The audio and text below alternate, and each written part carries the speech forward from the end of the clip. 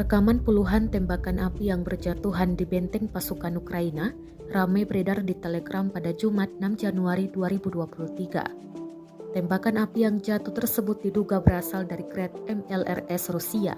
Dalam narasi unggahan dituliskan, pengintaian Brigade Slavia ke-1 Rusia menemukan benteng kompi pasukan Ukraina di sabuk hutan dan mentransfer koordinat ke perhitungan Grad MLRS untuk dihancurkan. Serangkaian roket tampak menutupi dan menghancurkan benteng Ukraina. Sayangnya tidak dirincikan lokasi pasti penyerangan Rusia kali ini, termasuk jumlah korban yang berjatuhan. Rekamannya pun menuai berbagai komentar dari warganet.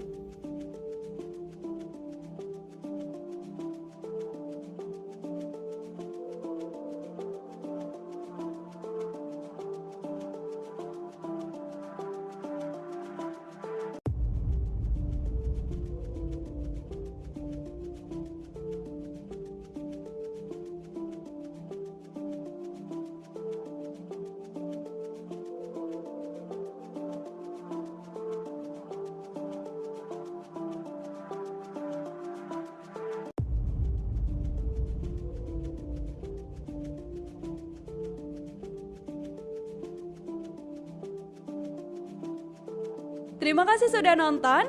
Jangan lupa like, subscribe, dan share ya.